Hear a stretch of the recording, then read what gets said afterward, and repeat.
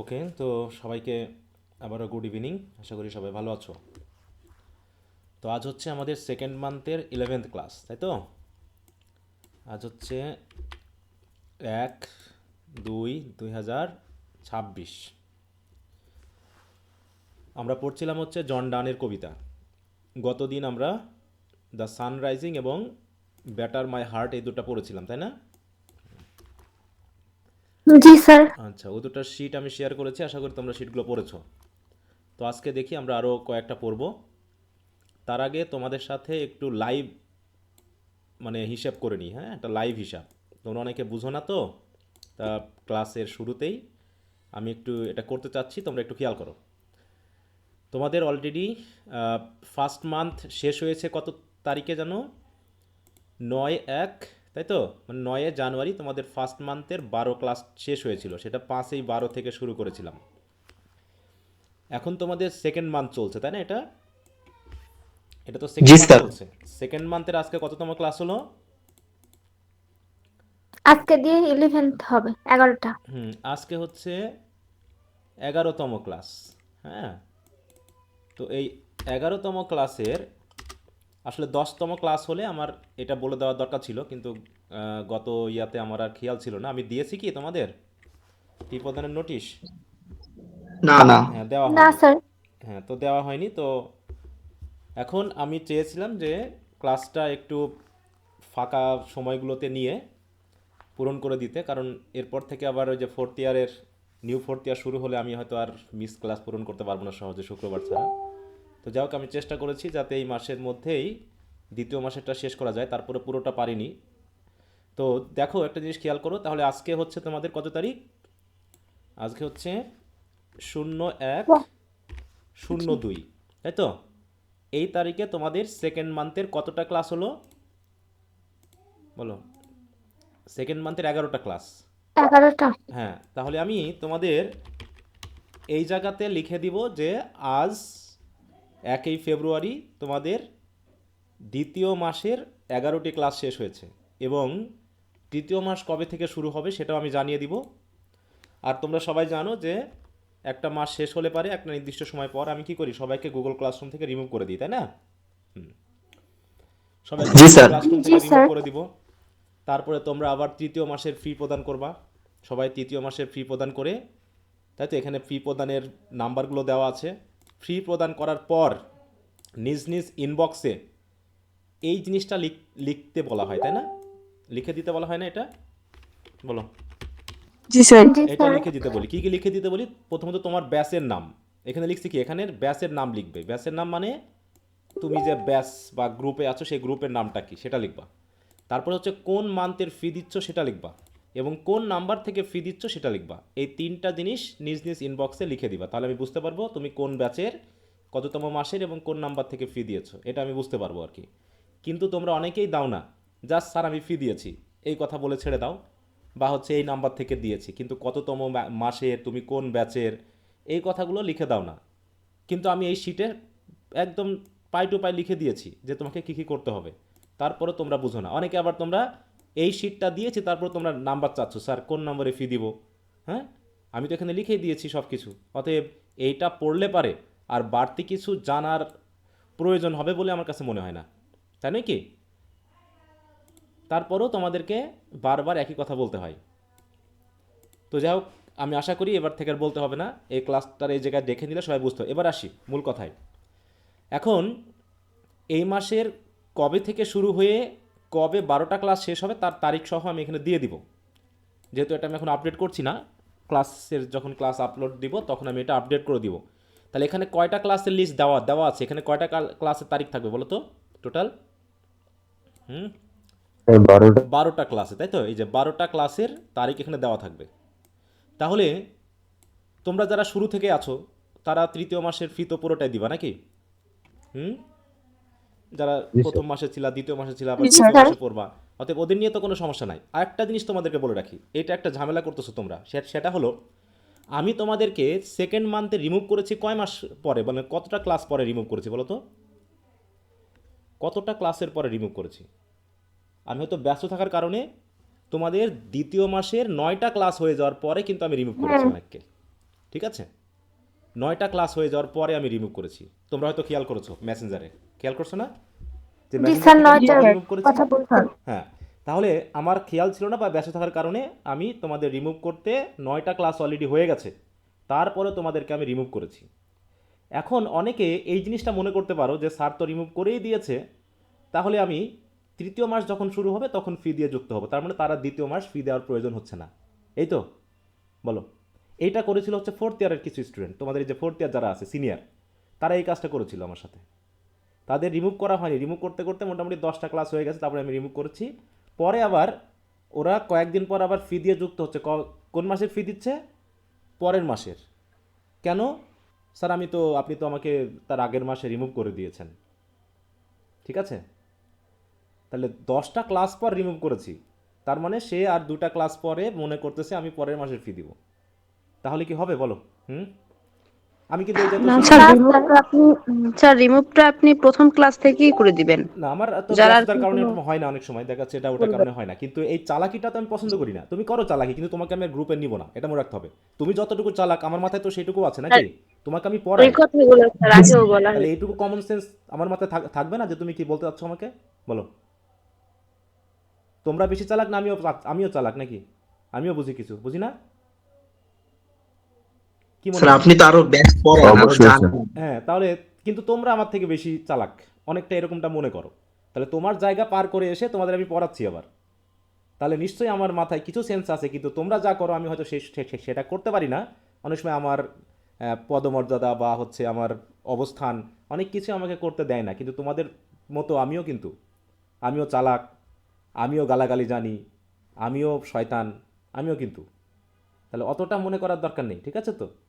তো এই চালাকিগুলো একটু কম করবা। তো এটা একটা, এই যে আমি এই কথা বললাম কারণ এর আগে অলরেডি একজন এরকমটা ইঙ্গিত দিয়েছে, ঠিক আছে তো? তো তার সাথে আমাকে কথা বলে বোঝাতে হলো যে বিষয়টা, হ্যাঁ আমাকে বোঝাতে হবে কেন? আমাকে বোঝাতে হবে কেন? হ্যাঁ, বলো। এই সকল বিষয় নিয়ে আমি কথা বলতে চাই, আমি টাকা নিয়ে কিন্তু খুব একটা কথা বলতে আগ্রহী না। তো যদি তোমার খুব সমস্যা হয় তুমি গ্রুপে যুক্ত না হলেও চলবা, কিন্তু স্ট্রেট ফরওয়ার্ড আমি এই বিষয়ে। তুমি যদি তোমার টাকা পয়সার সমস্যা থাকে তুমি আমাকে বলবা, সেটা আমি সিদ্ধান্ত নিব, কিন্তু চালাকি করলে আমি কিন্তু পছন্দ করি না। চালাকি আমি আমার 14 গোষ্ঠীকেও পছন্দ করি না, আমার বাপ মাকেও ছাড়ি না চালাকি করলে পারে, ঠিক আছে? আর তোমরা তো আমার স্টুডেন্ট, তাও দূরের কেউ। চালাকি জিনিসটা আমি খুব অপছন্দ করি। তুমি স্ট্রেট ফরওয়ার্ড হবা, আমি কিচ্ছু মনে করবো না, ঠিক আছে? গতদিন কি কি হয়েছে, আমি মাংস কিনতে গেছি, তো 2 কেজি মাংস কিনেছি, তো আমি ওদেরকে বললাম যে ভাই আপনি 50 টাকা বেশি নেন, কিন্তু 2টা জিনিস দিবেন না বেশি, একটা হচ্ছে চর্বি আর একটা হচ্ছে হাড়। দিয়ে আমি আর কিচ্ছু বলিনি, নতুন আমি এখানকার মনে করছে ওরা। তো দেখি বাড়িতে এসে যখন দিলাম, আমি আর চেক টেক করি নাই অত, কারণ আমার ওইসব দোকানে গিয়ে চেক করা, দাম দরাদরি করা আমার খুব একটা পছন্দের মধ্যে পড়ে না, ঠিক আছে? তো পরে এসে দেখি হ্যাঁ মোটামুটি 2 কেজির মধ্যে হাফ কেজির উপরে হাড়, ঠিক আছে? তো আমার খুব রাগ হইলো, তাকে আমি বললাম বিষয়টা, তারপরও সে ঢুকাই দিল এগুলো। তো পরে আমি গেলাম আর কি তার কাছে, গিয়ে বললাম ভাই এ দেখেন, আপনার মাংস আপনাকে দিয়ে দিলাম, টাকা আমি নিব না, আপনি দয়া করে বাড়িতে গিয়ে রান্না করে খেয়েন, ঠিক আছে? আমি চালাকি পছন্দ করি না, দাম দরে পছন্দ করি না, আপনাকে আমি 50 টাকা বেশি দিতে চাইছি, যাতে আপনি এগুলো দিবেন না। আমি মনে করছি আপনি দিবেন না, আপনি বিশ্বস্তভাবে কাজ করবেন, কিন্তু আপনি সেটা করেননি। অতএব দেখেন মাংসটা নেন, নিয়ে আপনি, টাকা তো আমি নিব না, আপনাকে কিনে দিলাম মাংসটা, আপনি নিয়ে গিয়ে বাড়িতে গিয়ে খাবেন। তাহলে এখন তার সে কি মনে করবে বলো? এই মুহূর্তে তার কথা বলার কি আছে? হুম? কিছুই বলতে পারবে না তো। হ্যাঁ, সে কিছু বলতে পারবে? লজ্জায় মাথা কাটা না যাবে। স্যার। কি? হ্যাঁ, তারপরে ভাইয়া বা স্যার ইয়া, আমি সরি যে ভুল হয়ে গেছে ইত্যাদি ইত্যাদি। আমি তো না, এটা তো ভুল হওয়ার কথা না, আমি তো আপনার কাছে দাম দর করি নাই, অনেকে দাম দর করতেছে, অনেকে ইয়া করতেছে, আর আপনাকে তো আমি টাকা বেশি দিতে চেয়েছি, সেই জায়গায় আপনি এরকম চালাকিটা করলেন, এটা আমি মোটেও পছন্দ করি না, ঠিক আছে? তো আমি এরকমই রিক্সাওয়ালাকে, হ্যাঁ 10 টাকার জন্য এমনও হয়েছে যে 10 টাকা বেশি চাওয়ার জন্য তাকে আমি 500 টাকা দিয়ে চলে আসছি, জান আপনাকে আমি 500 টাকা দিলাম, আপনি যখন 10 টাকা বেশি চাচ্ছেন তার মানে আপনাকে আমি কম দিচ্ছি, মানে আপনাকে আমি কম দিচ্ছি, এইটা আপনি কেন মনে করতেছেন? আপনার যেটা ভাড়া আমি আপনাকে সেটা দিয়েছি, আপনি চাইতে পারেন আমার কাছ থেকে 10 টাকা বেশি, কিন্তু আপনি বলতে পারেন না যে আমি আপনাকে কম দিয়েছি। আমি কারণ ব্যক্তিগতভাবে আমি কাউকে কোনোদিন ঠকাই না, আমি ঠকে যাব কিন্তু আমি অন্যকে প্রধানত ঠকাই না, এটা একটা হলো সবচেয়ে জরুরি বিষয়। এই চাবি দাও, ওকে না গোলামের কালে।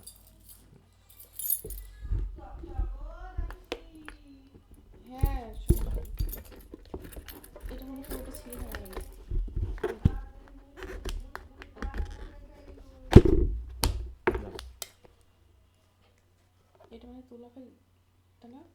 সমস্যা নেই। তো কথা কি বুঝতে পেরেছো আমার কি বললাম? জি স্যার। হ্যাঁ। জি স্যার। তো আমি মাঝে মাঝে আবার এমনটা ভাবি যে সবাই তো দাম দর করে, আমি মাঝে মাঝে দাম দর করবো, কিন্তু দাম দর করতে গিয়ে আমার আর ভালো লাগে না। যেদিন দাম দর করে আসি সেদিন আমার খুব খারাপ লাগে। এই জন্য আমি ভেবেছি যে আমি ঠকে যাবো, দাম দর খুব একটা করি না। আমি স্ট্রেট ফরওয়ার্ড বলে দিই, ভাই আপনাকে আমি দাম দর করবো না, আপনার লাভ রেখে আপনি আমাকে দিবেন, আপনি যা চাইবেন আপনাকে আমি সেটাই দিব, আমার কোনো সমস্যা নাই। এখন যদি আপনার বিবেকে মনে হয় যে আপনি আমাকে ঠকাবেন তো ঠকাতে পারেন, না ঠকালে আপনি আপনার বিবেক ধরে আপনি আমাকে জিনিসটা দিবেন। আমি খুব একটা দাম দর করতে পছন্দ করি না। হ্যাঁ, আর তোমরা হচ্ছে আমার স্টুডেন্ট নাকি, তোমাদের সাথে আমার রিলেশনশিপটা একটু অন্যরকম। আমি তোমাদের পড়াচ্ছি, তোমরা স্বেচ্ছায় আমাকে কি দিবা, তোমাদের একটা সম্মানই দিবা, এই তো।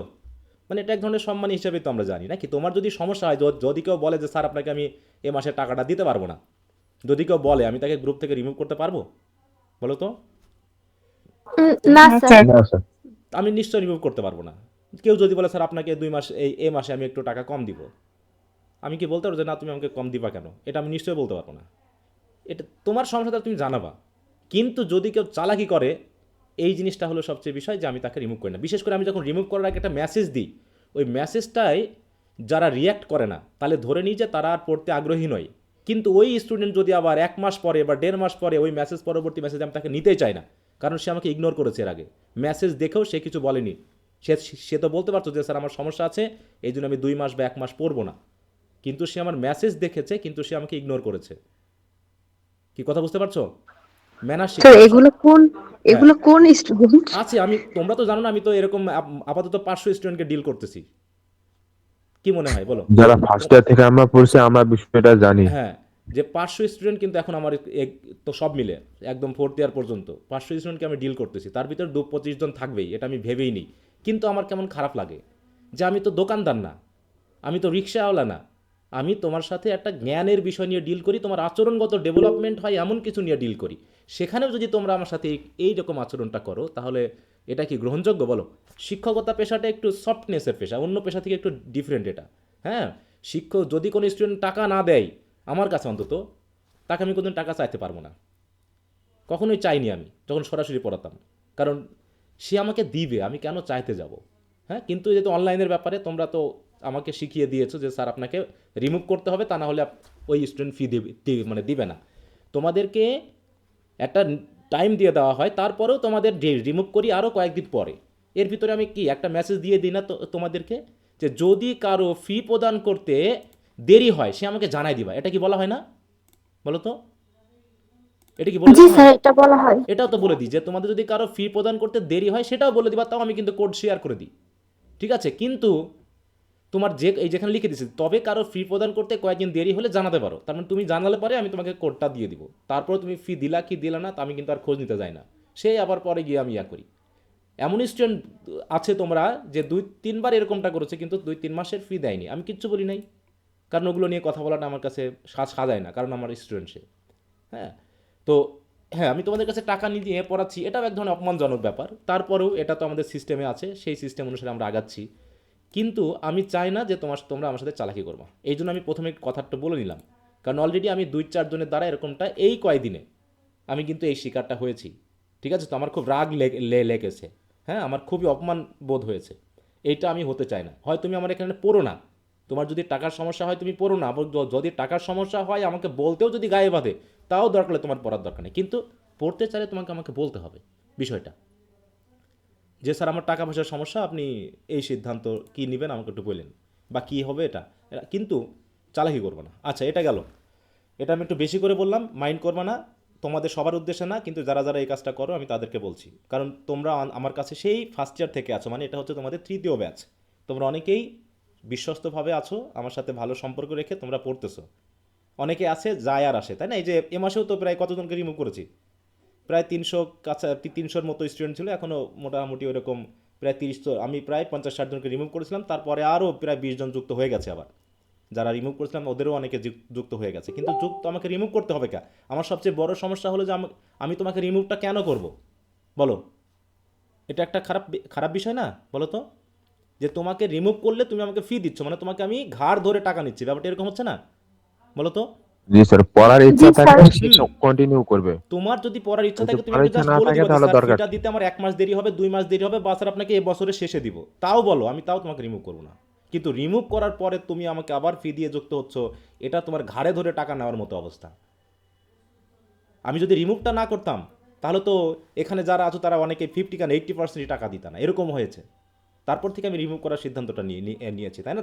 তাসমিম তো জানে আমি কিন্তু আগে রিমুভ করতাম না, কিন্তু এই সিদ্ধান্তটা আমি পরে নিয়েছি যে তোমরা আমার সাথে চালাকি করতেছো, তাহলে আমাকেও এরকম চালাকি হতে হবে। ঠিক আছে, তো এই চালাকি আমাকে করতে হবে। তো যাই হোক, স্যার মানে এখন মেসেজ শিক্ষা নিতে দিয়েও এসে যদি ওদের এরকম খুঁজে পাওয়া স্টুডেন্টের যায় না, সাথে মানে সিন চালাক করেও দেখ। মানে চালাক চালাক খেলতে হয়, তাহলে এটা খুব ক্ষতিকর একটা জিনিস। তারপরও খেলতে হচ্ছে কয়েকজনের সাথে। ওভারঅল অধিকাংশ স্টুডেন্ট তোমরা ভালো, কিন্তু ওরকম কিছু আছো এরকম। আচ্ছা, এবার একটু আরেকটা কথা বলে নিই। সেকেন্ড মান্থ চলতেছে, এখন হচ্ছে 11তম ক্লাস, আগামী ক্লাসে 12তম ক্লাস শেষ হয়ে যাবে। এবার বলি, সেকেন্ড মান্থের মিনিমাম যারা 9টা ক্লাস পাবে, একটু বলে রাখি, যারা যুক্ত হয়েছে তারা আগে থেকে আছো, তারা তো আছোই। কিন্তু নতুন যারা সেকেন্ড মান্থে যুক্ত হয়েছে, যুক্ত হওয়ার পর 9টা 10টা বা 11টা বা 12টা ক্লাস পেয়েছো, 9টা বা তার বেশি যারা ক্লাস পাবে তারা তৃতীয় মাসের সম্পূর্ণ ফি দিবে। আর যারা 7টা থেকে মোটামুটি 10টা পর্যন্ত ক্লাস পাবে, তারা আমাকে নিজ নিজ ইনবক্সে মেসেজ দিয়ে বলবে স্যার আমি তাহলে কত ফি দিব, কারণ আমি যুক্ত হওয়ার পর আপনার কাছে 7টা বা 6টা বা 5টা বা 3টা বা 4টা ক্লাস পেয়েছি, তাহলে আমি কত ফি দিব তৃতীয় মাসের জন্য, এটা বলে দিবা, আমি তোমাদেরকে বলে দিব। আর যারা একদম রিসেন্টলি যুক্ত হয়ে দ্বিতীয় মাসের 1টা বা 2টা ক্লাস পেয়েছো, ওদের ফি দেওয়া লাগবে না দ্বিতীয় মাসের জন্য। তোমরা যে ফি দিয়ে যুক্ত হয়েছো সেটা তৃতীয় মাসের হিসাবে ধরে নেওয়া হবে। এই 3টা কথা কি ক্লিয়ার আমার কাছে? বলো, তোমার কাছে ক্লিয়ার কিনা? আমার কাছে ক্লিয়ার তো? এই কথাটা কি কারো বুঝতে অসুবিধা আছে? না স্যার। না স্যার। হ্যাঁ, না স্যার, যে যারা নতুন আছে যারা হ্যাঁ একদম বলবো। শুরু থেকে আছো বা দ্বিতীয় মাসে যুক্ত হয়ে, মানে শুরু থেকে প্রথম মাস থেকে, তারা তো পুরোটাই ফি দিবা, তাদের নিয়ে তো কোনো সমস্যা না। কিন্তু যারা দ্বিতীয় মাস চলছে, এই যে চলছে এখন, এর মধ্যে অনেকে যুক্ত হয়েছে নতুন, এই নতুন যারা যুক্ত হয়েছো তারা দ্বিতীয় মাসের 9টা ক্লাস বা তার বেশি যদি পাও, সরি 8টা বা তার বেশি যদি ক্লাস পাও, এখানে 8টা হবে, আমি তাহলে তোমরা পূর্ণাঙ্গ ফি দিবা। আর যারা 8টার কম পাবে কিন্তু 2টা বা 2টার বেশি আর কি, 3টা থেকে 8টা পর্যন্ত, 7টা পর্যন্ত যারা পাবে তারা আমাকে মেসেজ দিবে। আর যারা 1টা বা 2টা ক্লাস, মানে আজকে যারা যুক্ত হয়েছো বা আজকের আগে যারা যুক্ত হয়েছো বা আগামীকাল যে ক্লাসটা আছে তার আজকে যুক্ত হবে, তাদের জন্য যে ফিটা দিয়ে যুক্ত হবে সেটা তৃতীয় মাসের হিসাবেই ধরা হবে। ঠিক আছে তো? এই ওকে, তো এই কথাগুলো আমি একটু ক্লিয়ার করলাম, যাতে অন্তত এটা নিয়ে কোনো ঝামেলা না হয়। মনে থাকবে? আচ্ছা, এই শিটটা আমি আজকে দিয়ে দিব।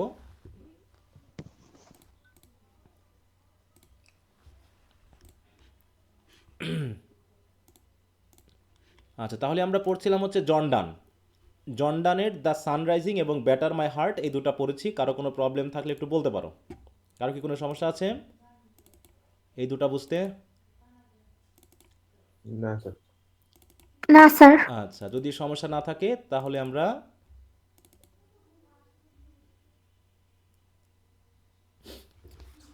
নেক্সট যে দুটো কবিতা আছে সে দুটো আমরা পড়ব। তাহলে এরপর হচ্ছে আমাদের কবিতাটা হচ্ছে ভ্যালিডিকশন, তাই তো? তাহলে জি sir. Valediction, forbidding mourning. Valediction মানে বুঝো? অ্যাডিউ, বিদায় জানানো। হুম, বিদায় জানানো। বিদায়। হ্যাঁ, ভ্যালিডিকশন, তাই তো? Saying fair. ফেয়ারওয়েল, তাই তো? বা গুড বাই, ব্যাডিউ, হ্যাঁ, গুড বাই, ফেয়ারওয়েল ইত্যাদি ইত্যাদি। তাহলে ভ্যালিডিকশন মানে বিদায়, কিন্তু রাইটার কি করছে? Forbidding morning. ফরবিড মানে কি? নিষেধ করা, হ্যাঁ, ফরবিডিং মর্নিং। মর্নিং মানে কি? হুম, কষ্ট পাওয়া। বিলাপ কষ্ট করা। পাওয়া দুঃখ বা বিলাপ। শোক করা, নাকি দুঃখ পাওয়া।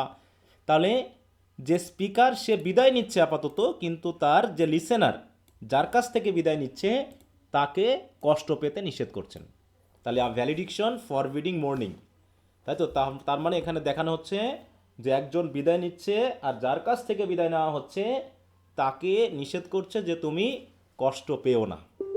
কেন কষ্ট পাবা না সেটা নিয়ে হচ্ছে আমাদের কবিতা। ঠিক আছে, দেখো আমরা শুরু করি জি তাহলে। Sir. As virtuous men pass mildly away. হুম, যারা ভার্চুয়াস হয়, ধার্মিক হয়, তারা কি মৃত্যুকে ভয় পায়? বলো তো। না স্যার, হ্যাঁ তারা না ইমর্টাল। স্যার। সরি, না একটু স্যার। আমাকে 2 মিনিট সময় দাও।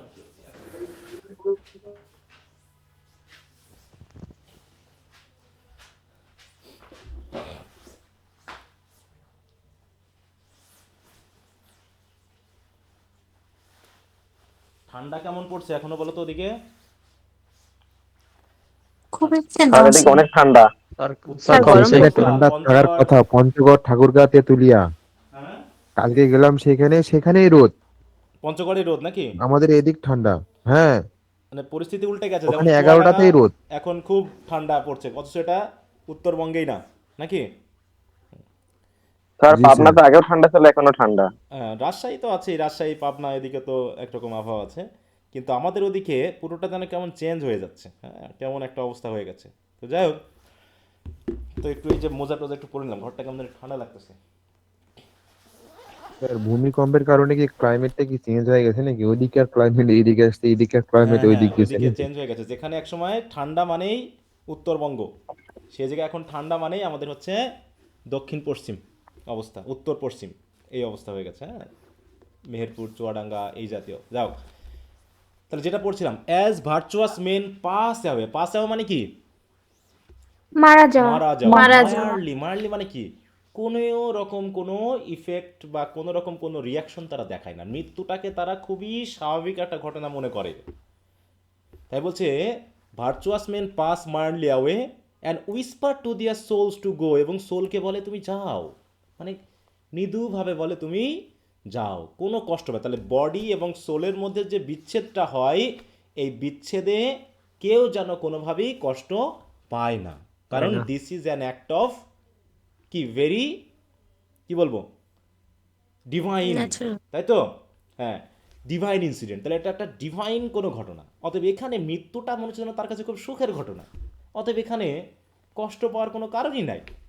আবার while some of their sad friends do say, কিন্তু তাদের ফ্রেন্ডরা আবার, হ্যাঁ, ফ্রেন্ড মানে কি, তাদের আত্মীয় স্বজন যারা খুব দুঃখ পায়, তারা বলে কি, এই যে দ্য ব্রেথ গো না গোজ নাও, হ্যাঁ, কেউ বলে এই এই এই গেল, মানে মারা গেল, আর সাম সে নো নো, যেও না যেও না, কত কান্নাকাটি করে না। তাহলে কেউ চলছে এই মনে হয় মারা গেল, মানে কি, মূল কথা হলো যে মারা যাচ্ছে সে কষ্ট পাচ্ছে না, কিন্তু তার যারা আত্মীয় আছে, স্বজন আছে, তারা খুবই কষ্ট পাচ্ছে। তাহলে যে মারা যাচ্ছে সে কষ্ট পাচ্ছে না কেন? For which quality? কারণ সে virtuous sir men. Virtuous virtuous হওয়ার জন্য। কোয়ালিটি। ভার্চুয়াস, হ্যাঁ, and think that death is a kind of কি, ইউনিভার্সাল অ্যাকশন, তাই তো? এটা ডিভাইন অ্যাকশন। অতএব এখানে দুঃখ পাওয়ার কোনো কারণ নেই, এই যুক্তি দিয়ে বোঝাতে যাচ্ছে। হ্যাঁ, অ্যাজ, দেখো অ্যাজ, অ্যাজটা কোন লিটারি টার্মসের ইয়া জানো, কনজাংশন? অ্যাজ লাইক কোথায় ইউজ করা হয়? সিমিলি।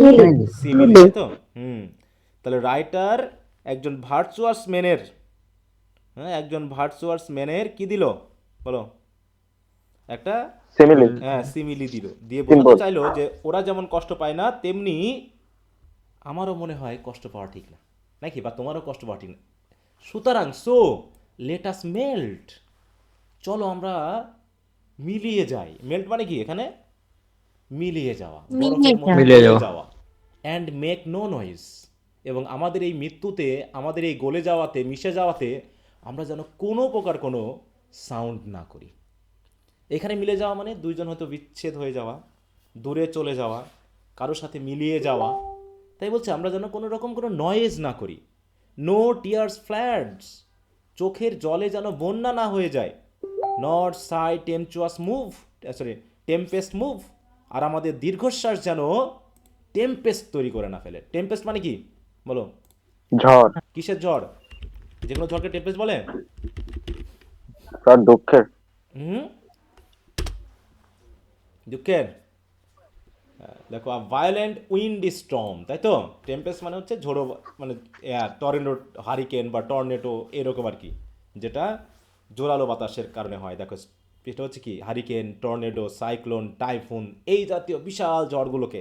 তাই বলতেছে আমরা যে এখন আলাদা হয়ে যাব, এতে যেন কোনোভাবেই কোনো সাউন্ড না হয়, কোনো নয়েজ না হয়, কোনো যেন চোখের জলে এখানে বন্যা না হয়ে দীর্ঘশ্বাস যায়। বোঝাচ্ছে না? হ্যাঁ বলো। হুম, আমি বললাম যে এখানে দীর্ঘশ্বাস হ্যাঁ বোঝাচ্ছে না, দীর্ঘশ্বাস টেম্পেস্ট। বোঝাচ্ছে, হ্যাঁ, যাতে দীর্ঘশ্বাস কি না তৈরি করে, টেম্পেস্ট না তৈরি করে ফেলে। ঠিক আছে তো, চোখের জলে যেন বন্যা না হয়ে যায়, আর আমাদের যে দীর্ঘশ্বাস, হ্যাঁ, বিচ্ছেদ হওয়ার জন্য যে দীর্ঘশ্বাস, এই দীর্ঘশ্বাসে যেন কোনো সাইক্লোন না হয়ে যায়। সাইক্লোন টাইপের কিছু। হ্যাঁ, কারণ কি, কারণ it were প্রফেনেশন of our Joyce, কারণ এটা হচ্ছে আমাদের জয়ের জন্য কেমন, প্রফেনেশন মানে কি, অপমানজনক। হ্যাঁ, অপমানজনক, তাই তো। অসম্ভব। হ্যাঁ, দ্যাটস অ্যাকশন ডি প্রফেনার। আচ্ছা যাক, এবার অন্যরকম মিনিং দিয়েছে, হ্যাঁ, কি আমি কি অন্য মিনিং নিয়ে আসলাম নাকি ইংলিশে না দিয়ে? আচ্ছা, ইন ইংলিশ। এই যে অপবিত্রতা, হ্যাঁ, মানে নিজেদের জন্য কি অপমানজনক, ব্লাসফেমাস বিহেভিয়ার, স্যাক্রেড না, হ্যাঁ, এটা খুবই খারাপ একটা কাজ। কারণ আমাদের যে সম্পর্ক, এই সম্পর্কে মানে তাহলে দেখো ভার্চুয়াস ম্যানেরা মারা যায়, মারা গেলে কষ্ট পায় না কেন, কারণ তাদের গডের সাথে তাদের সম্পর্কটা এত মধুর যে তারা মনে করে এটা গডের সাথে মিলে যাওয়া। ঠিক একইভাবে এই যে আমরা যে মেল্ট হয়ে যাব, হ্যাঁ, যে মেল্ট হয়ে যাব, আমরা যেন কোনোভাবেই দুঃখ কষ্ট না পাই, কারণ যদি আমরা দুঃখ কষ্ট পাই তাহলে এটা আমাদের আনন্দের জন্য হবে এক ধরনের অপবিত্রতা। To tell the laity our love, হ্যাঁ, লেইটি মানে কি, common people. Common sir people, এখানে হ্যাঁ, কমন পিপল হ্যাঁ, বুঝিয়েছে। কমন পিপলরা কি করবে, আমাদের লাভ সম্পর্কে জেনে যাবে। লে পিপল, অর্ডিনারি পিপল, এটা ওদেরকে লোক দেখানো হবে ভালোবাসা, বুঝতে পেরেছো, এটা হবে এক ধরনের লোক দেখানো ভালোবাসা। To tell the laity our love, কিসের মাধ্যমে, এই কান্নাকাটির মাধ্যমে। কিন্তু আমি চাই না আমাদের এই পবিত্র ভালোবাসা লোকে জানুক। ঠিক আছে তো, অতএব আমাদের ভালোবাসা হবে ওই ভার্চুয়াস ম্যানের মতো, যেখানে গডের সাথে তাদের রিলেশনশিপটা underlying, hidden, silent. So our love, our deepest love should be like that type of, তাই তো, লাভ, যেটা গডের সাথে ভার্চুয়াস ম্যানের। তা আমাদেরও এরকম লাভ আছে বিধায় আমরা কোনোভাবে আমাদের এই যে দূরে যাওয়াতে আমরা যেন কখনোই কোনো কষ্ট, দুঃখ বা দীর্ঘশ্বাস না না ফেলি, পাই। নাকি? হুম, জি স্যার। কি কথা বুঝতে পারছো? জি স্যার। জি স্যার।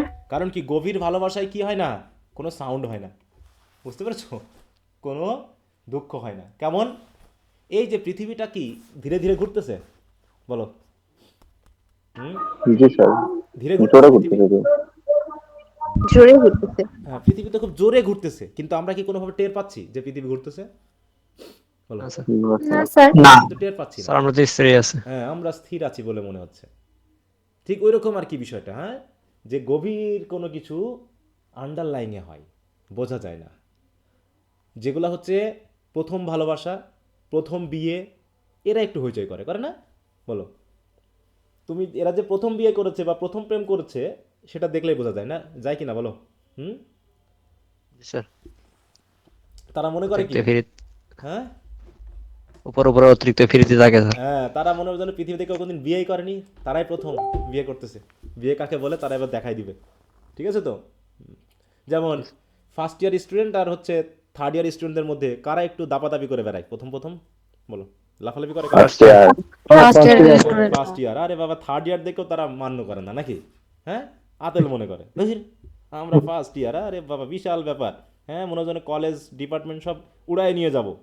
হুম, আর যত উপরে উঠবা তত কি কি কেমন হবে বলো, তৃতীয়, হ্যাঁ, চতুর্থ ইয়ারে যত যাবা তত কি উত্তেজনা বাড়বে না আস্তে আস্তে কমবে? না কমবে স্যার। স্যার।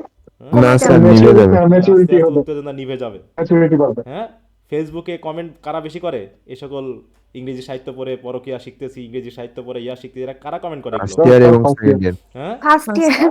ফার্স্ট ইয়ার আর সেকেন্ড ইয়ার স্টুডেন্ট দেখবে, বাকি থার্ড ইয়ার ফোর্থ ইয়াররা তখন রেগে যায় যে সব কমেন্ট কেন করে, কারণ তারা অলরেডি বুঝতে শিখে গেছে। তারপরেও যারা বুঝতে শেখেনি থার্ড ইয়ার ফোর্থ ইয়ার হয়েও, তারা বুঝতে হবে এরা পড়াশোনা করেনি। ঠিক আছে, তারা সেই ফিলোসফি অর্জনই করতে পারেনি। হ্যাঁ, এই জন্য আবল তাবল কমেন্ট ইয়া কম করবা, নিজের যোগ্যতার জায়গাটা যেন প্রকাশ না পায় কেউ, যে আমি দুর্বল, মানে যোগ্যতার দিক থেকে যে আমি দুর্বল, এটা যেন কেউ জানতে না পারে। হ্যাঁ, এটা একটু খেয়াল রেখো।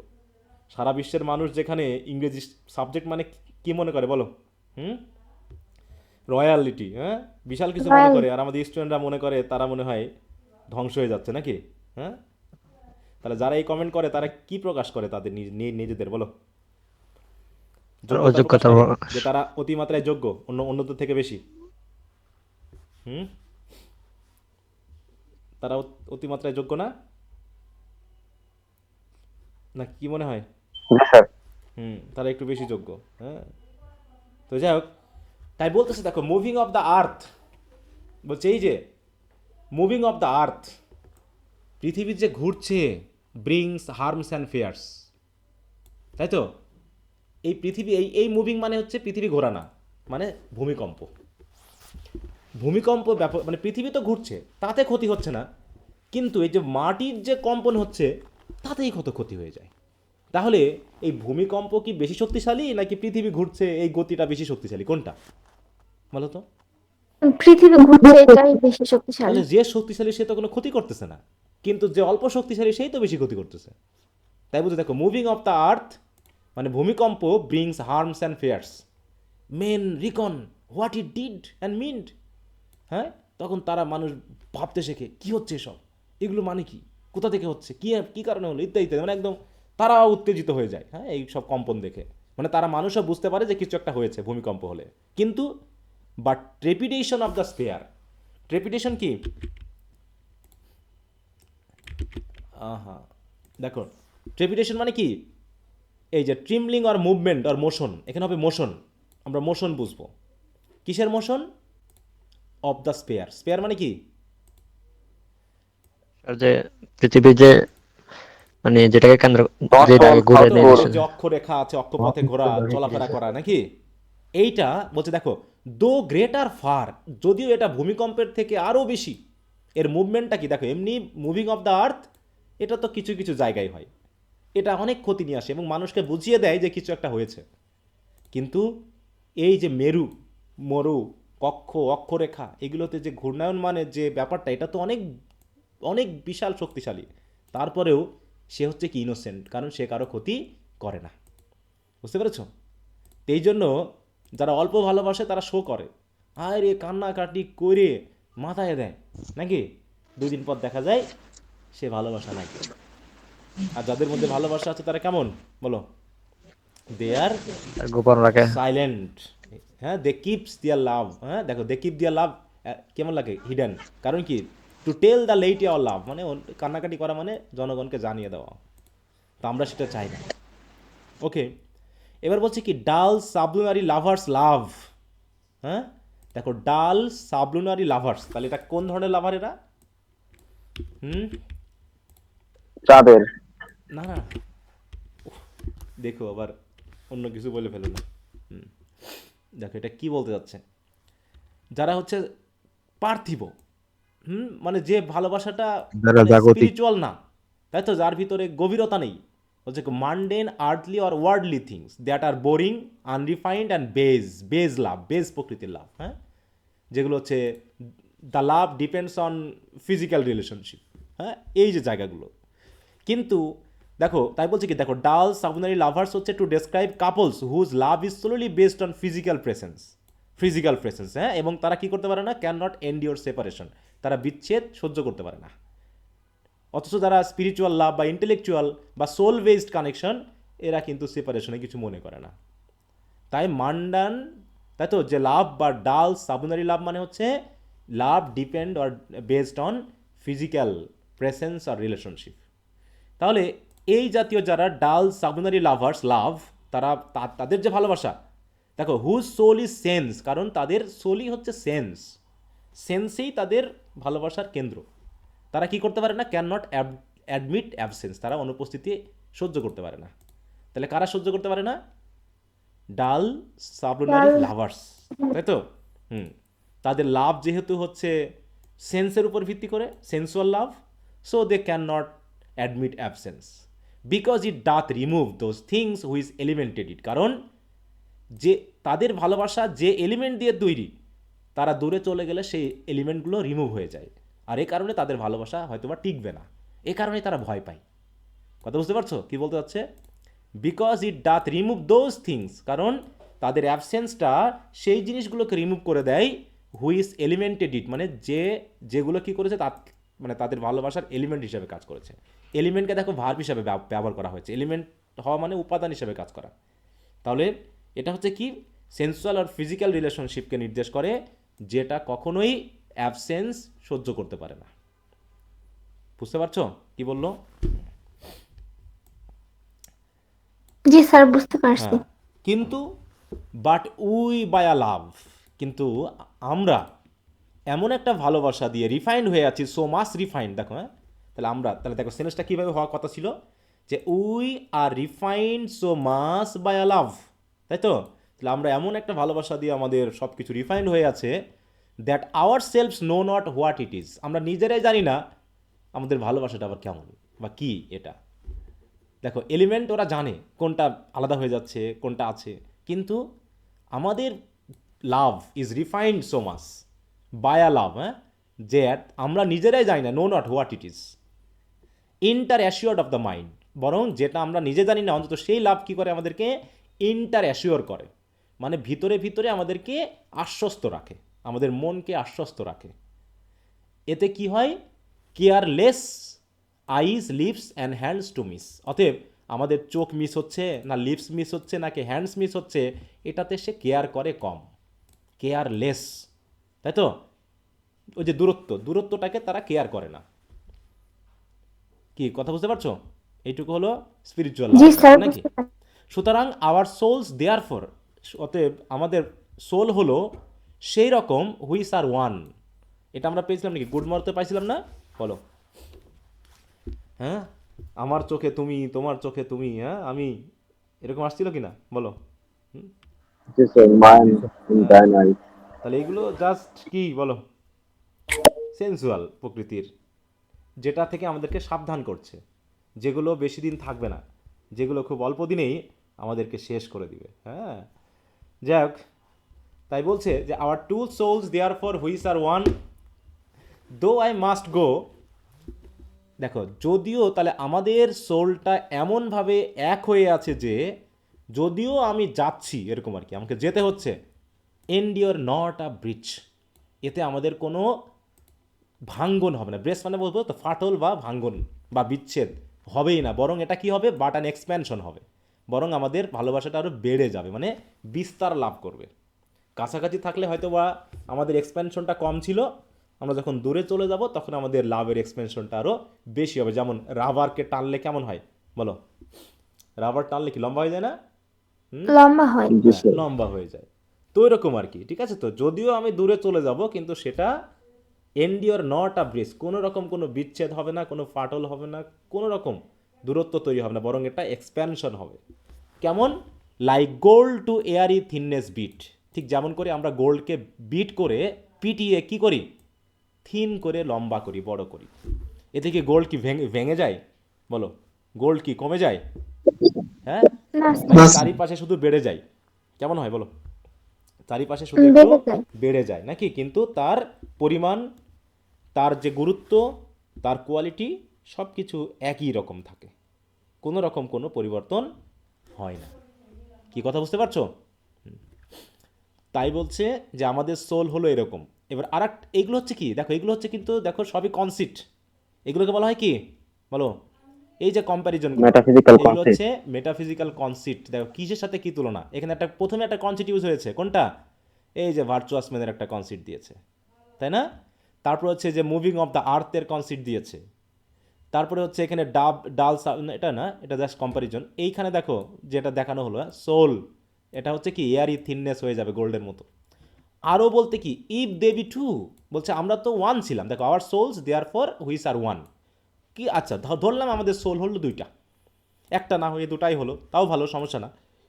ইফ দে বি টু, যদি আমার আমার সোল দুইটা হয়, দে আর টু সো, তাহলে তারা দুটাই, কিন্তু কেমন দুইটা? অ্যাজ টিপ টুইন কম্পাসেস আর টু, যেমন একটা কম্পাসের কয়টা লেগ থাকে বলো? দুইটা, আর একটা দুইটা। কোণা দুইটা। থাকবে, একটা মিডল ওরকম থাকবে। টুইন কম্পাসের মতো আমরা দুইজন, কিন্তু টুইন কম্পাস দুইজন হলেও তারা কি আলাদা নাকি এক জায়গায় মিলিত হয়ে আছে? হুম, এক জায়গায় মিলিত হয়ে মিলিত যাবে। জায়গায় হয়ে মিলিত আছে। হ্যাঁ, মিলিত হয়েছে। পা দুইটা, তাই তো, টুয়াইন কম্পাস, কিন্তু তাদের আত্মাটা ওই উপরে এক জায়গায় নাট দিয়ে আটা আছে, তাই তো? দূরত্ব করলে দূরত্ব হবে, কাছে দাঁড়ালে কাছে হবে।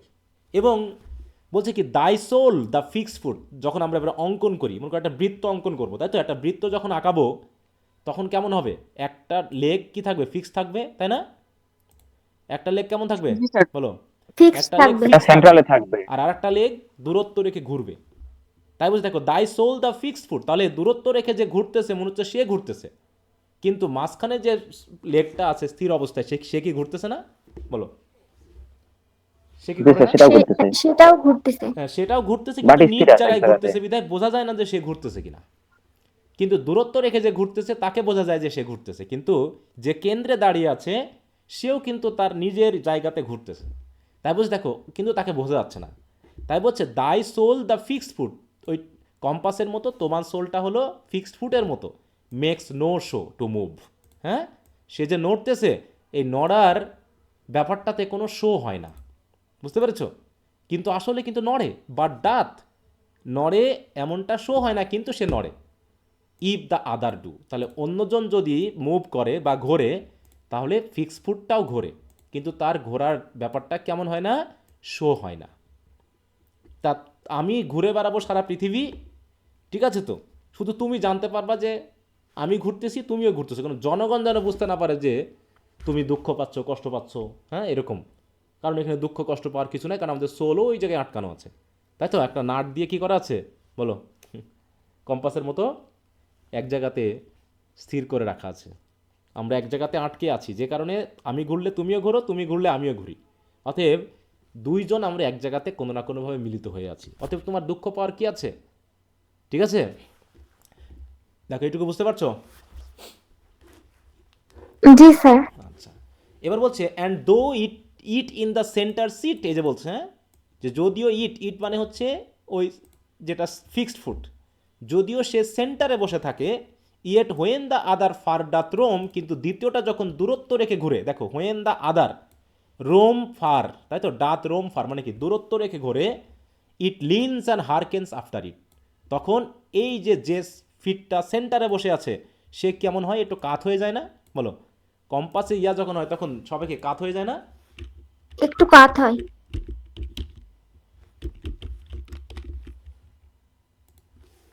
এই যে দেখো একটু কাত হয়ে আছে না? হুম, জি স্যার।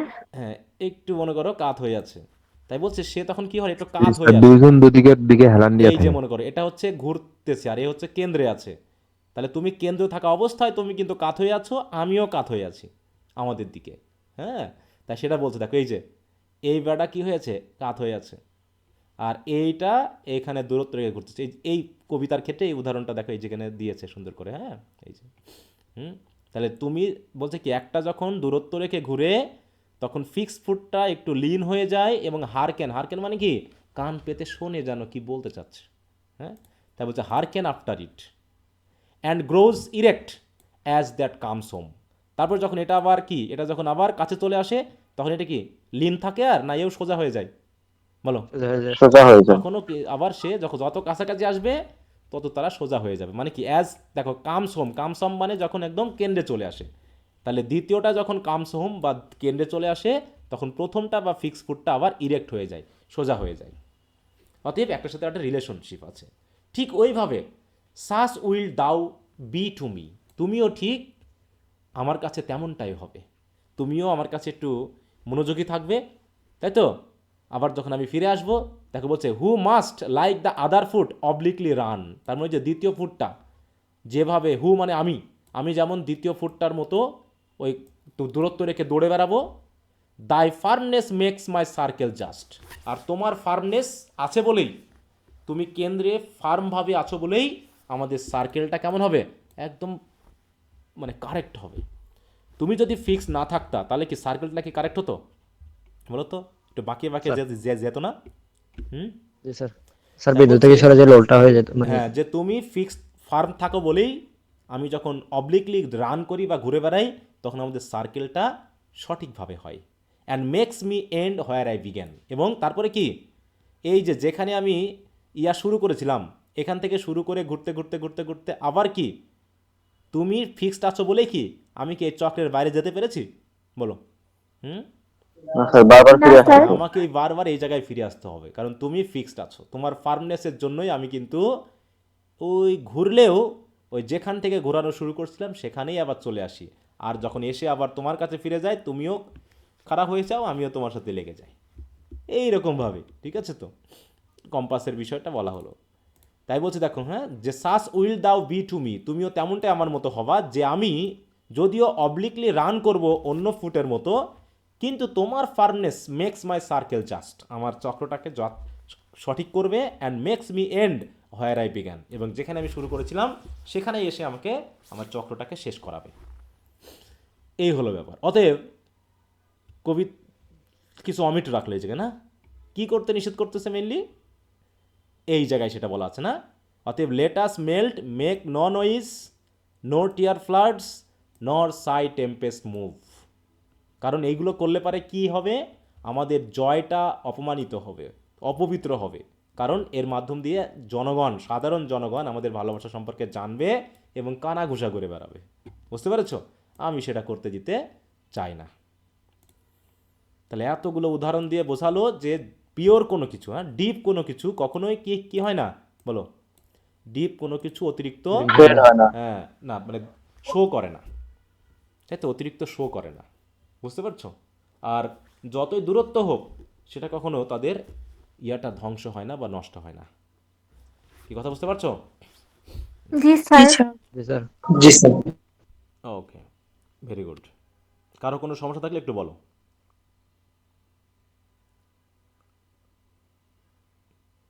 না স্যার।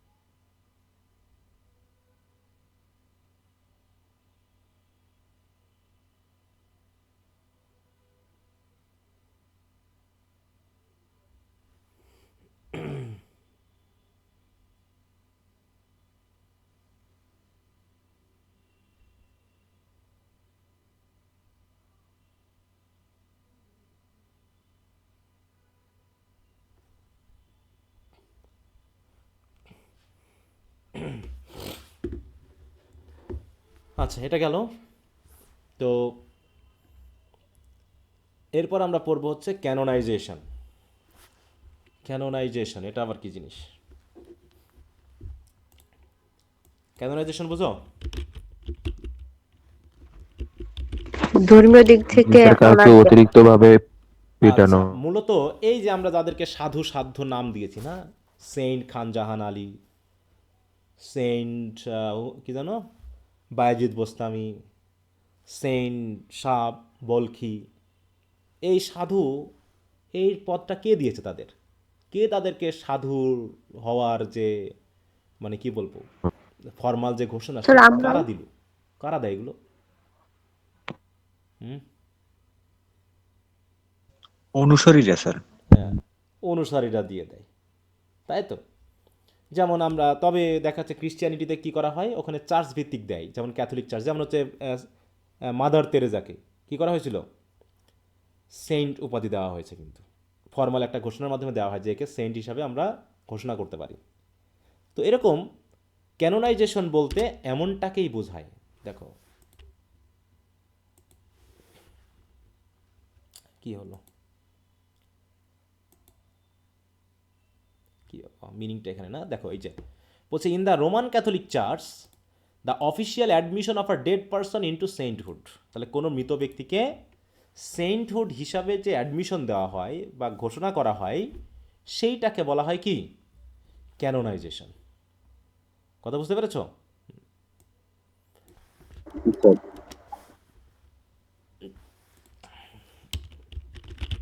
দেখো এর একটা বিষয় রয়েছে, ক্যানন বলতে কি বোঝায়। ক্যানন মানে হলো একটা ক্রাইটেরিয়া বা একটা সিস্টেম বা একটা প্রিন্সিপাল বা রুল, যে রুলসগুলোর মাধ্যমে একটা জিনিসকে আমরা বিবেচনা করব। তাহলে ওই যে একজনকে যে আমরা সেন্টহুড উপাধি দিলাম, ঠিক আছে তো, ওই সেন্টহুড উপাধি আমরা কখন দিলাম, যখন ওই যে নির্দিষ্ট রুলস বা প্রিন্সিপালের মধ্যে ওগুলো পড়ে গেছে। তবে দেখো, আর রুল আর specially body of rules, canon মানে, or principles generally established as valid or fundamental in the field or art or philosophy। তাহলে কোনো ধর্ম বা আর্ট বা ফিলোসফিতে আমরা কিছু ফান্ডামেন্টাল রুলকে প্রতিষ্ঠা করেছি, যে রুলের মধ্যে কোনো কিছু পড়লে তাকে আমরা সেই হিসাবে ঘোষণা দিব। তাই তো ওই ক্যাননের মধ্যে যখন পড়া হয় তখন সেটাকে ক্যানোনাইজেশনের মাধ্যমে কি করা হয়, ঘোষণা দিয়ে দেওয়া হয় যে সে এটা হওয়ার যোগ্য। বুঝতে পারছো? আমরা যদি একটু পড়ি, দেখো what is the system of canonization, double N হয়ে গেছে, আচ্ছা এখানে আবার এনটাও বাদ গেছে, যাও দেখো এখানে বলছে canonisation is the formal multi stage process use by Roman Catholic church. Catholic চার্চের কথা তো মনে আছে, আছে না? হিস্ট্রি পড়েছিলাম আমরা,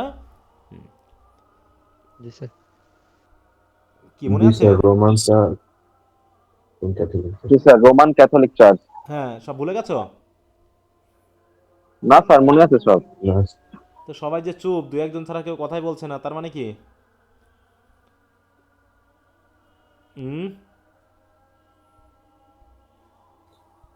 সবাই হিস্ট্রিকে ভ্যালিডেশন করে দিয়েছে স্যার। ভ্যালিডেশন করে দিচ্ছে নাকি? আচ্ছা, বাকিরা কেন কথা বলতে যাচ্ছে না? ভয় পাচ্ছে না ইন্টারেস্ট হারিয়ে গেছে? স্যার, একটু আগে আপনি বললেন না তুমি যে কম জানো সেটা কাউকে প্রকাশ করতে দিও না। ও আচ্ছা আচ্ছা, এই জন্য সবাই চুপ হয়ে গেছে নাকি?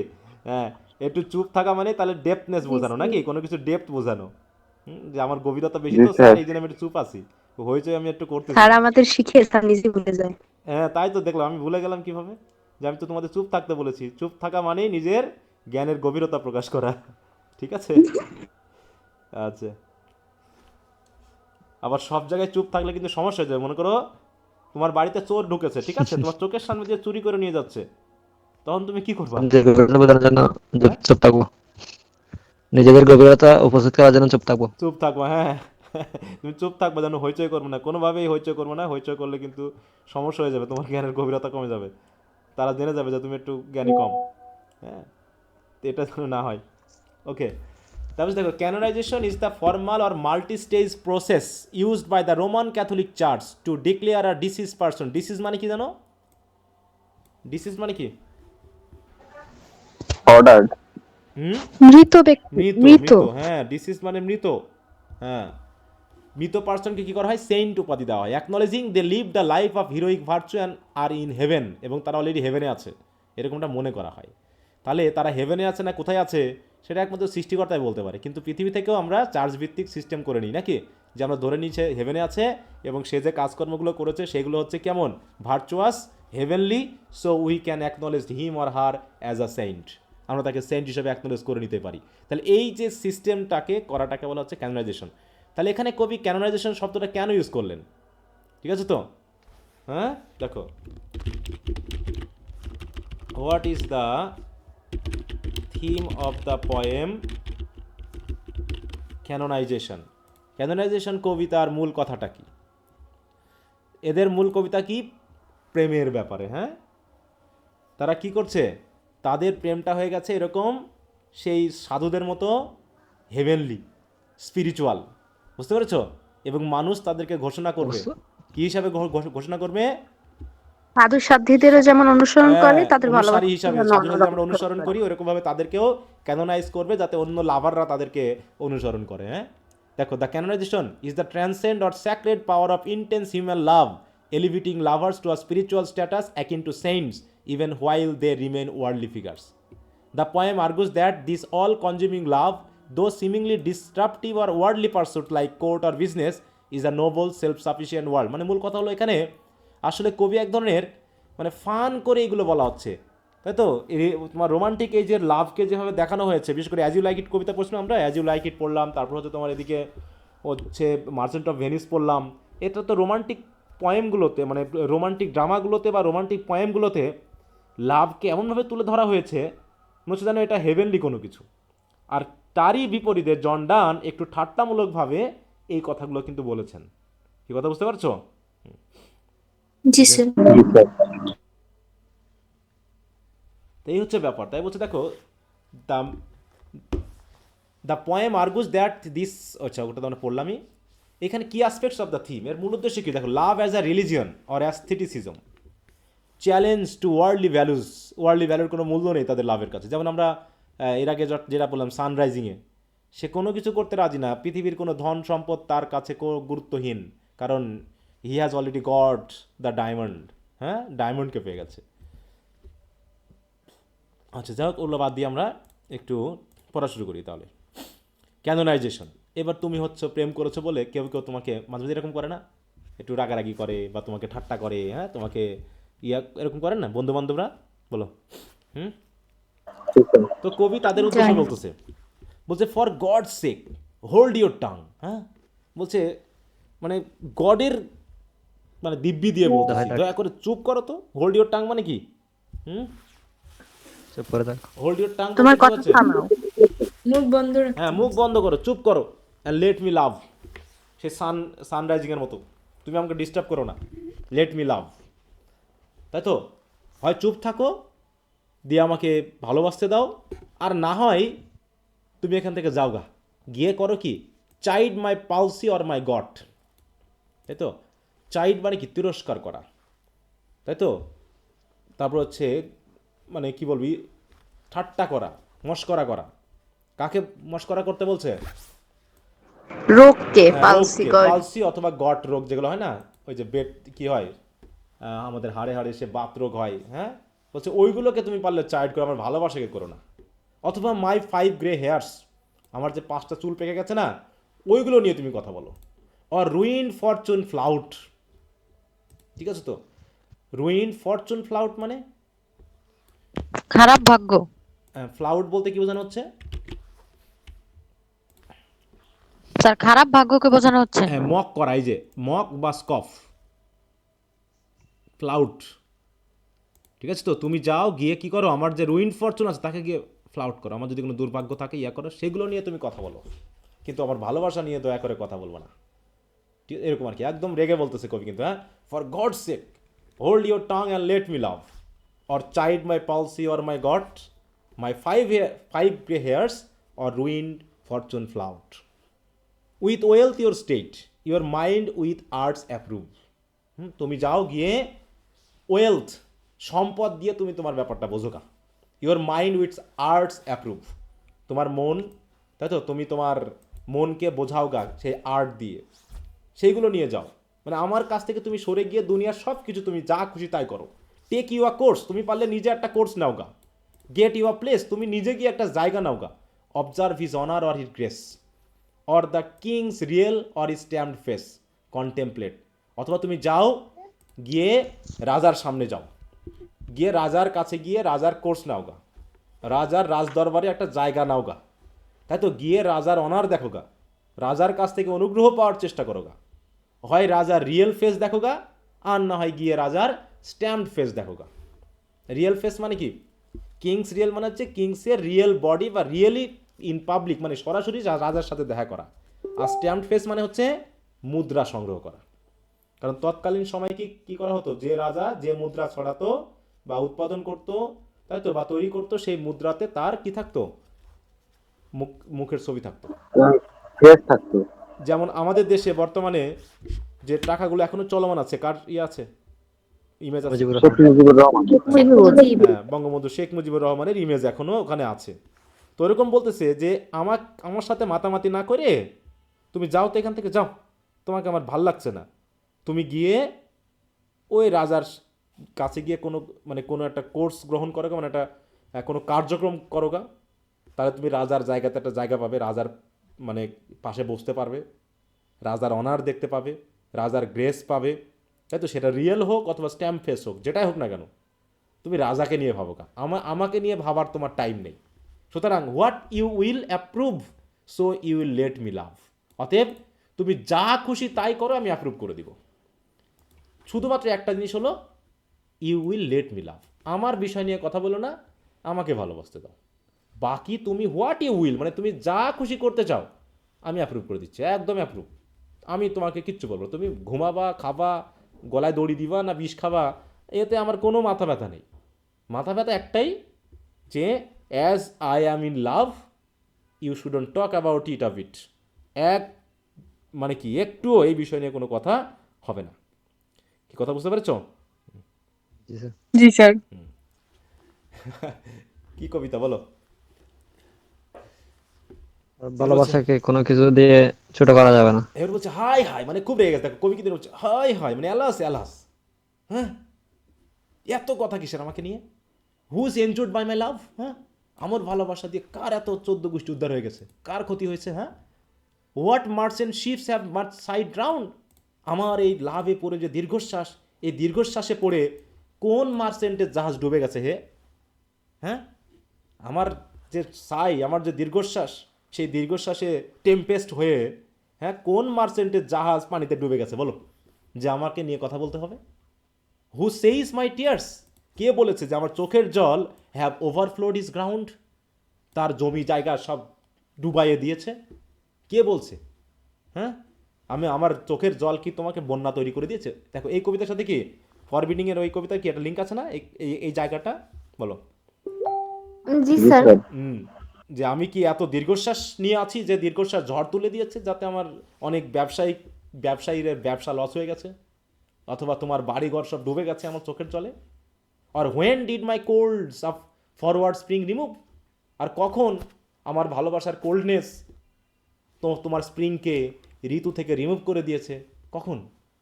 যে আমার কোল্ডনেসের জন্য তোমার স্প্রিং আসতেছে না, সারা জীবন শুধু ঠান্ডাই চলতেছে। হুম, এরকম ক্ষতি কি আমার দ্বারা হয়েছে তোমার? When did the heats which my veins fill add one more to the plague bill? আর প্রেমে পড়ে হ্যাঁ আমার রক্তে, যে ধমনীতে যে তাপমাত্রা বৃদ্ধি হয়ে গেছে, প্রেশার বেড়ে গেছে, প্রেশার বেড়ে কি ওই পৃথিবীর তাপমাত্রা বেড়ে কি কোনো প্লেগ বা মহামারী তৈরি হয়েছে আমার জন্য? দেখো, মানে প্লেগ বিল মানে কি, মহামারী হয়ে রোগ শোকের বিল কি বাড়াই দিয়েছে আমার ভালোবাসা? মানে কোথা থেকে কি তুলনা, বুঝতে পারছো? এগুলো হচ্ছে কি জাতীয় তুলনা বলো? কি বলা হয় এগুলোকে? মেটাফিজিক্যাল হ্যাঁ, কনসেপ্ট। একটা প্রশ্ন যদি এবার না এসে থাকে জন ডানের, এটা ঘুরে ফিরে আসে মেটাফিজিক্যাল পয়েট অথবা ফিচার্স অফ মেটাফিজিক্যাল পোয়েট্রি, এই কবিতাগুলো থেকে তোমাকে তুলে ধরতে হবে। তাই এইগুলো বলতে হবে, এগুলো হচ্ছে কম্প্যারিজন, হ্যাঁ, ফারফেস কম্প্যারিজন। হ্যাঁ, অতএব সোলজার্স ফাইন্ডস ওয়ার, সোলজারের কাজ হলো যুদ্ধ করা। Lawyers find out still litigious man, হ্যাঁ, আর লয়ারদের কাজ হলো মক্কেল খুঁজে নিয়ে আসা, নাকি? লিটিজিয়াস ম্যান মানে কি? মক্কেল। যারা কি করে ঝগড়াঝাটি করে বেড়ায়, বাদী বিবাদী লোক, তাই তো, ওদের, তারা ওইগুলো খুঁজে বেড়ায়। জি স্যার, সব জায়গায় ভেজাল বাঁধায়। এই যে সব জায়গায় গিয়ে অ্যাকশন, দেখো ডিসপুট, হ্যাঁ, টেন্ডিং অর টু মামলা রেডি করে টু টেক তারা। Legal action to settle disputes. হ্যাঁ, তাহলে যারা আসছে ওই ডিসপুট সেটেল করার জন্য, হ্যাঁ, মক্কেল লিটিজিয়াস ম্যান খুঁজে বেড়ায়। হুইজ কোয়ারেলস মুভ, যারা এসেছে কিসের জন্য? ঝগড়াঝাটি করে। তাহলে সোলজার যাবে যুদ্ধে, লয়ার যাবে ওই রকম মক্কেল নিয়ে তাদের ঝগড়াঝাটি বন্ধ করার জন্য। তা আমার কি এতে? আমি যাবো কোথায়? শি অ্যান্ড আই ডু লাভ, আমরা হচ্ছি বিশ্বপ্রেমিক, নাকি? হ্যাঁ, উই আর দ্য স্পিরিচুয়াল লাভার, আমাদের কাজ হচ্ছে লাভ করে যাওয়া। তা তোমাদের আমাদের নিয়ে এত সমস্যা কিসের, এত কথা কিসের বলো? তার বলছে call us what you will, তোমরা যা খুশি আমাদের তাই বলো, গালাগালি ফাটাফাটি যা খুশি করো, আমাদের নিয়ে পোস্টার টাঙিয়ে দাও। উই আর মেড সাজ বাই লাভ, অতএব আমরা কিছু মনে করবো না, তোমরা যা বলবা আমরা মনে করবো আমরা তাই। Call her one and me another fly, ঠিক আছে তো? অতএব তোমরা আমাদেরকে মাছি বা মশাও মনে করতে পারো, ঠিক আছে তো?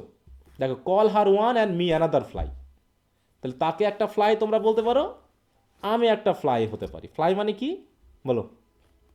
মশা মাছি। হ্যাঁ, মশা বা মাছি। মাছি, ঠিক আছে তো? আবার তোমরা আমাদেরকে বলতে পারো উই আর ট্যাপার্স টু, আমরা আবার ট্যাপার্স মানে বুঝো তো? ক্যান্ডেল।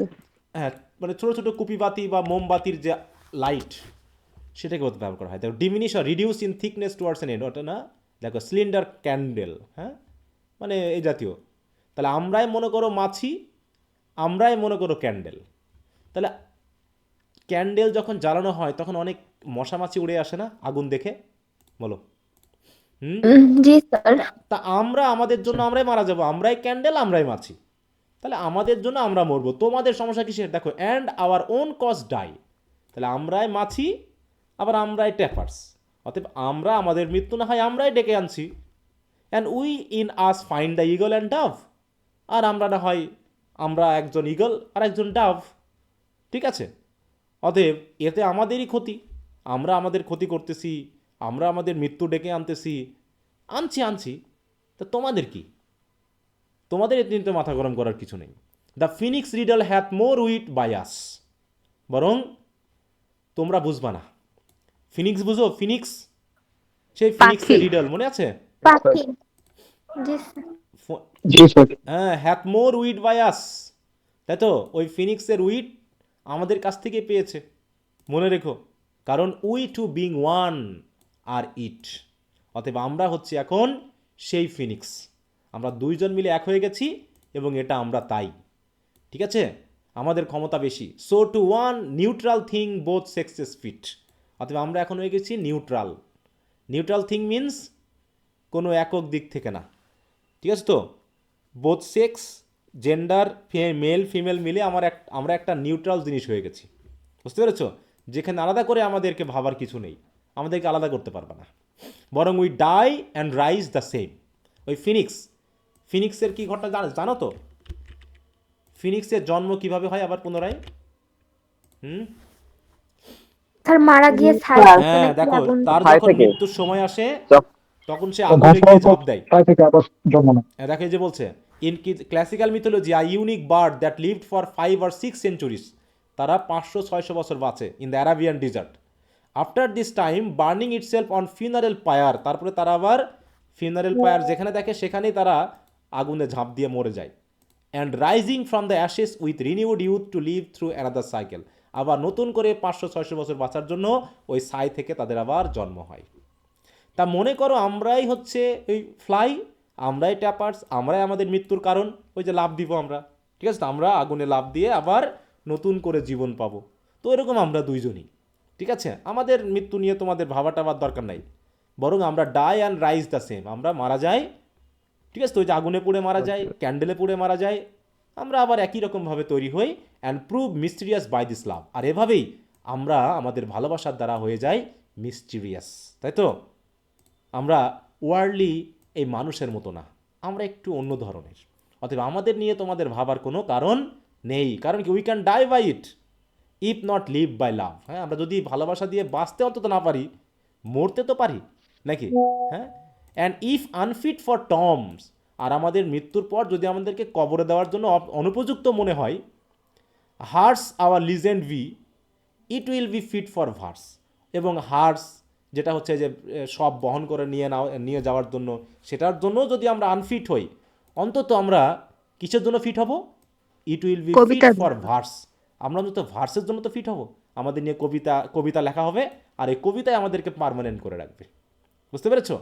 সুতরাং if no piece of chronicle we prove, আমাদের দ্বারা যদি কোনো ক্রনিকল লেখা নাও হয়, তাই না? If no piece of chronicle we prove মানে আমাদের নিয়ে আমরা হয়তো এমন কিছু করি নাই যার জন্য আমাদের নিয়ে ক্রনিকল বা বিশেষ ইতিহাস লেখা হবে, তারপরেও we built in sonnets pretty rooms, আমাদের না হয় ওই বিশাল বিশাল ইতিহাস আমাদের নিয়ে না লিখলেও ছোট ছোট সনেটের রুম তো আমাদের দ্বারা তৈরি করা হবে নাকি? আমাদের নিয়ে সনেট তো লেখা হবে, সেই সনেটই হবে আমাদের জন্য রুম, সেখানেই আমরা নাই থেকে যাব। As well a well wrought urn becomes the greatest ashes, যেমন করে সুন্দর যে আর্নের কথা মনে আছে? জি মানুষ স্যার। মারা গেলে কি করা হয়? ছাই রাখা হয় না? বিশাল বিশাল মানুষ না, কত নামি দামি মানুষ যখন মারা যায় তাদের কি করা হয়? পুড়িয়ে তাদের ছাইগুলোকে ওইরকম আর্নে বা পাত্রে রাখা হতো। তো ওইরকম ছোট পাত্রে যদি ওরকম বিশাল বিশাল মানুষকে রাখা যেতে পারে, তাহলে আমাদের মতো মানুষকেও হয়তো আমাদের জন্য ইতিহাস না লেখা যেতে পারে, ক্রনিকল না লেখা যেতে পারে, ছোট ছোট সনেট তো আমাদেরকে জায়গা দিবে, ঠিক আছে তো? মানে আমাদের নিয়ে সনেট তো লেখা হবে, এরকম আর কি। হ্যাঁ, তাহলে as well a well wrought urn becomes the greatest ashes as half acre tomb. হ্যাঁ, ওরকম হাফ একর টমের যেমন গুরুত্ব, তেমনি একটা আর্নেরও তেমন গুরুত্ব। না হয় আমরা হাফ একর টম পাইলাম না, আমরা ছোটো ছোটো আর্ন তো পাবো নাকি? কি কথা বুঝতে পারছো কি বলতে চাচ্ছে? কারণ কি, কারো কারো কবর তৈরি করার জন্য নামি দামি ব্যক্তির জন্য কি করা হয়? কয়েক একর জমিতে তাদের জন্য তৈরি করা হয় না কবরস্থান? বলো। জি স্যার। হ্যাঁ, যেমন আমাদের নেতা বা যারা আছে, হ্যাঁ, আমাদের রাজনীতিবিদ থেকে শুরু করে যারা ছিল তাদের কবর তো এইভাবে তৈরি করা আছে নাকি? দেখা যায় আমরা যে সাধারণ মানুষ ছোট্ট একটা গর্ত পুঁতে রেখে রেখে দিল, আর যারা ওইরকম নামি দামি মানুষ তাদের নিয়ে বিশাল জায়গা জুড়ে কী করা হয়, কবর বানানো হয়, হ্যাঁ, টম তৈরি করা হয়। তাহলে আমাদের জন্য না হয় এরকম হাফ হাফ একর টমস লাগবে না, ওরকম ছোটো ছোটো আর্নের মতো ছোটো পাত্র দিলে হয়ে যাবে। কারণ কি? কারণ এই যে আমাদের জন্য যে ভার্স থাকবে, সেই ভার্সই by this hymns all shall approve us canonize for love. হ্যাঁ, তাহলে সবাই অন্তত আমার রিডারেরা কী করবে, আমাদেরকে আমাদের ভালোবাসার জন্য আমাদেরকে ক্যানোনাইজ করবে। They will give us the term of pure lover. বুঝতে পারছো, আমাদেরকে পিওর লাভার হিসাবে অন্তত তারা অ্যাপ্রুভ করে নেবে। ঠিক আছে, কি এ পর্যন্ত বোঝা গেল? জি স্যার। জি স্যার। আচ্ছা, এরপর অ্যান্ড দাস ইনভোকাস, আমাদেরকে ক্যানোনাইজ করার পর আমাদের কাছে এইভাবে ইনভোক বা প্রার্থনা করবে। ইনভোক করা মানে কি? ইনভোকেশন আমরা পড়লাম না ওই যে ফেয়ারি কুইনে, ইনভোকেশন পড়েছিলাম। জি স্যার, হ্যারি কুইন ছিল আর হচ্ছে জন মিল্টনের প্যারাডাইস লস্টে আছে। আচ্ছা, হুম,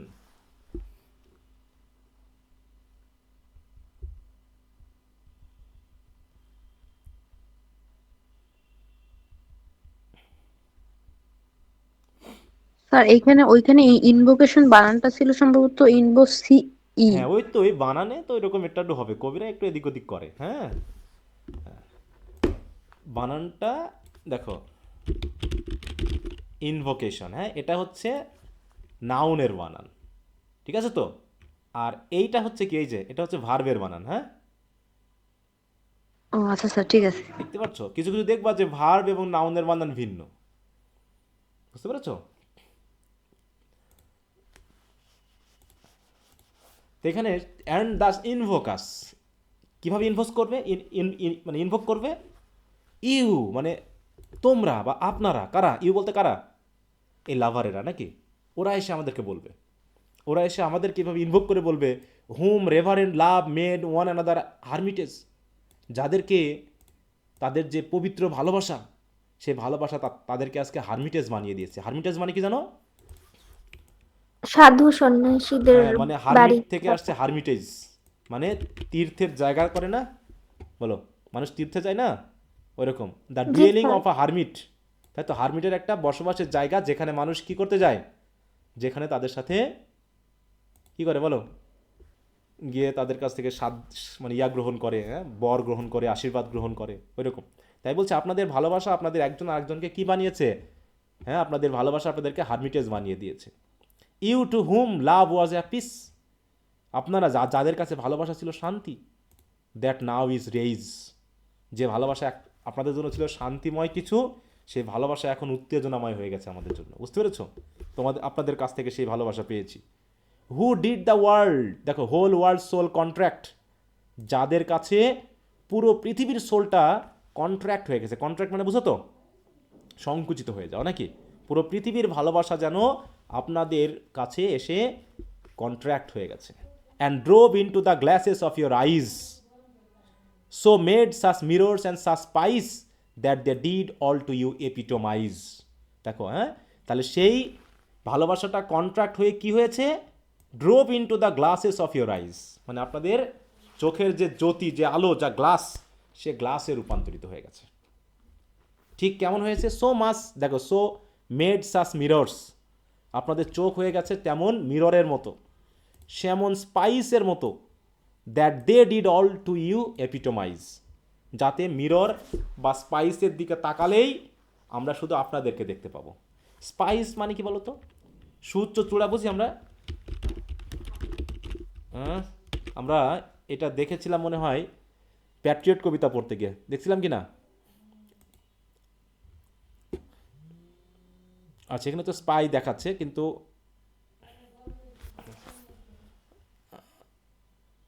এখানে চূড়া অর্থে ব্যবহার করা হয়েছে। হ্যাঁ, মানে যেখানে আমরা সবাইকে দেখতে পাবো, হয় মিররে, যেমন আমরা দেখতে পাই, মিররে কি কি করতে পারি আমরা? মিরর মানে কি? প্রতিফলিত করো না, বলো, আয়না জি দিয়ে কি স্যার। করা হয়? প্রতিফলন করে। তাহলে ওইরকমভাবে আপনাদের দিকে তাকালে ভালোবাসা প্রতিফলিত হবে। হ্যাঁ, আপনারা হয়ে গেছেন এপিটোমাইজ। এপিটোমাইজ মানে বুঝো, প্রতীক। প্রতিমূর্তি নাকি? মানে ভালোবাসা মানে আপনারা ব্যাপারটা এরকম, মানে কোনো কিছু দিয়ে প্রতীক বা প্রতিমূর্তি বানিয়ে দেওয়া, সিম্বলাইজ করা। হ্যাঁ, দেখো, be a perfect example of something, মানে কোনো কিছুর এক্সাম্পল হওয়া, এটা হলো এপিটোমাইজ, এমবডি করা। মানে আপনাদের দেখা মানে স্পিরিচুয়াল লাভকে দেখা, ঠিক আছে তো? এইটা মানে আপনাদের সাথে আমাদের ভালোবাসা মিলিয়ে বোঝা যাবে যে আমাদের ভালোবাসা কেমন। সুতরাং দেখো, কান্ট্রিজ, টাউনস, কোর্ট, এই সব কিছুর গ্লাস হয়ে গেছে। দেখো, এইটুকু কিন্তু এই সেন্টেন্সের সাথে রিলেটেড। কান্ট্রিজ, টাউনস, কোর্টস, সবাই এসে কি করবে? বেগ ফ্রম অ্যাবভ। সবাই অ্যাবভ মানে কি? হেভেনের কাছ থেকে প্রার্থনা করবে। কি প্রার্থনা করবে? আ প্যাটার্ন অফ ইয়োর লাভ, আপনাদের মতো ভালোবাসা প্রার্থনা করবে সবাই। হ্যাঁ, যে এদের মতো ভালোবাসা গডের কাছে প্রার্থনা করে সবাই চাইবে। মানে এইটুকু কি দেখো, কোটেশন মার্ক না, এইটুকু হচ্ছে কোটেশন মার্ক। মানে এই কথাগুলো কারা বলবে বলো? যারা ওনাদেরকে দেখতে আসবে, আশীর্বাদ নিতে আসবে ওনারা। হ্যাঁ, আশীর্বাদ নিয়ে, মানে লাভারেরা, নিউ লাভার্স, তাই তো? যারা নতুন ভালোবাসা শিখেছে, এবং তারা করবে কি? ওই গডের কাছ থেকে বা হেভেনের কাছ থেকে এরকম আশীর্বাদ চাইবে। বুঝতে পারছো? তারা ওনাদেরকে ভালোবাসার আদর্শ মনে করবে। হ্যাঁ, ভালোবাসার আদর্শ মনে করবে। ওই যে এপিটোমাইজ মানে আদর্শ, এক্সাম্পল, হ্যাঁ, আইডিয়াল, এটা তারা মনে করবে। ঠিক আছে তো?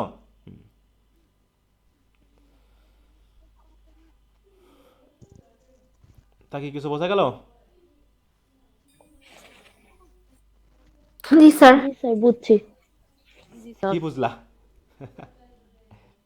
আর সকল কিছুর ঊর্ধ্বে ভালোবাসা। প্রেমকে নিয়ে একটা ভালোবাসার উপরে কিছুই নাই, সব ফাজলামি ভালোবাসা। বোঝা গেল নাকি? স্যার, যে লাইলি, মজনু, হ্যাঁ, সিরি, ফরহাদ, দেবদাস নাকি, এরা হচ্ছে কি এপিটোমাইজ। জি স্যার, রোমিও জুলিয়েট, হ্যাঁ, এদের যেমন স্মরণ করতে, এখানে তেমনকে স্মরণ করতে হবে। হ্যাঁ, কবিকে স্মরণ করার একটা, হ্যাঁ, কবি এবং মানে স্পিকার এবং তার বিলাভেডকে আমরা স্মরণ করব নাকি? জি স্যার। জি স্যার। আচ্ছা, তাহলে দুটাই পড়লাম, দুটাই একই সেন্সের। ক্যানোনাইজেশন মানে তিনটা কবিতা একই সেন্সের না? একটা হচ্ছে, পাঁচটা আছে টোটাল। সানরাইজিং, তারপর হচ্ছে আ ভ্যালিডিকশন, ফরবিডিং মর্নিং, আর একটা হচ্ছে ক্যানোনাইজেশন।